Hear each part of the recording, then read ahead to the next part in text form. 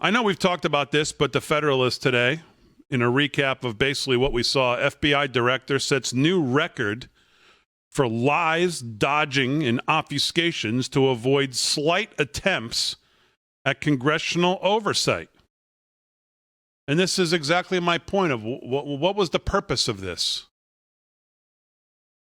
FBI Director Christopher Wray, this is again from the Federalist and by Jordan Boyd, refused to answer legislators' questions about his agency's history of corruption and cover-ups, and instead doubled down on defending the FBI's action against U.S. citizens during a Senate Judiciary hearing on Thursday. Senators on both sides of the aisle explained their frustrations with the FBI's lack of transparency in response to their various letters inquiring about threats around the country. Senator Marsha Blackburn said, quote, "There's a perception that there are two tiers of justice, one for people that are favored and one for ordinary Americans."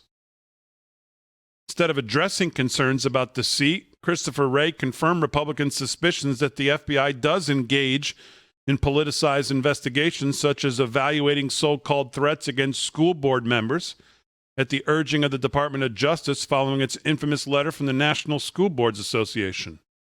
And Ted Cruz got into this. We can't finish all of it. We'll play a little now and a little later. Let's start Ted Cruz, G. Cut 12. Roll some of that. Director Wray, I'm deeply concerned that the FBI and the Department of Justice have become thoroughly politicized.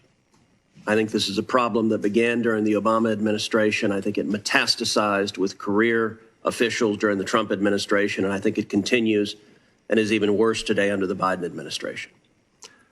I don't believe you personally reflect that politicization, but I think you've been unwilling to root it out and unwilling to hold people accountable for the politicization. I hear regularly from FBI agents and from professionals at the Department of Justice who are dismayed that our law enforcement has been weaponized and politicized rather than remaining apolitical as it has been for the history of our country.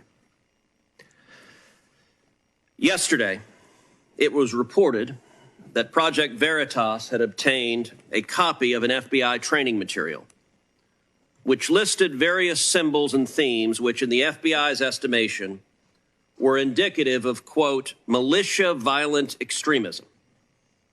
Now, these symbols weren't things like the Ku Klux Klan or the Nazi Party, which naturally would be symbols of that, but instead they included, rather astonishingly, patriotic symbols of our nation and our history.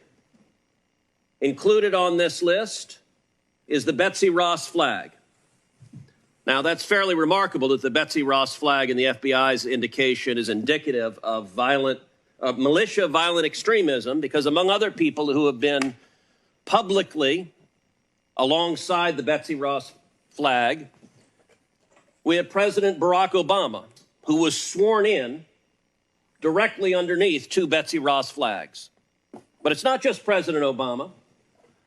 We also have President Biden, who was sworn in under Betsy Ross flags. It's not just the Betsy Ross flag. Also on this list is the Gadsden flag as a symbol of violent extremism. Now, the state of Virginia has a license plate for the Gadsden flag, as do many other states. People would be astonished to find that having that license plate, the FBI indicates that you're a violent extremist. Also included on this is a text that I was particularly struck, is the Gonzales battle flag. Come and take it. As indicative of being a violent extremist militia. Well, I will self-report right now that every day in the Senate I wear my boots that have the Gonzales battle flag on the back of them. Director Wray, what are y'all doing?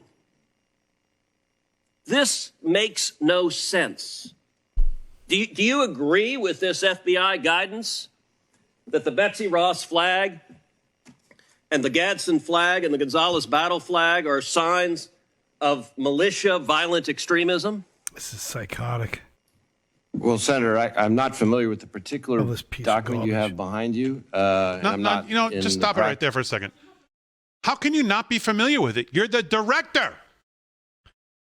Well, what does that mean? I'm not familiar with it. You're the director of the FBI. I mean, this is like deny. It's like, how can he not be? It's like the CEO. Oh, I'm not familiar with the reportings on our quarterly report. I'm not familiar with it. How can you not be familiar with it? I mean, it's like a spouse got caught cheating. He got lipstick and like glitter all over him.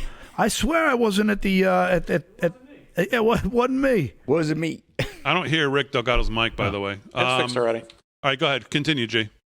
Of trying to comment on documents that I haven't recognized, but I will tell you that when we put out intelligence products, including ones that reference symbols, which we do across a wide variety of contexts, we usually take great pains to put caveats and warnings in the document that make clear that a symbol alone is not considered evidence of violent extremism. Okay, so hold it. So is this supposed to make us feel better? Normally, when we do this, we always go to... Okay, so are you incompetent, or who's the incompetent one? You don't even know about it, supposedly. And then whoever did this, since it wasn't you and you had no hand in it, you don't know it, obviously you're saying what? Nothing about it is correct? This is the level of competence at the FBI? This is what we're supposed to feel good about? You don't know what's going on. The person who did it wrong. You've never seen it. It's not up to your standard. So what are we supposed to take from this? Yeah, it's amazing. Go ahead. It's amazing. Well, real quick. So then what he's saying is that it's not his responsibility. He wasn't aware of it. Great. Well, then he should have no problem finding out who did put this together. And we want to find out what that person's name is and what you're going to do about it, because obviously he did not consult you and he's supposed to. So he's breaking protocols. You would think, if they have any protocols, who knows?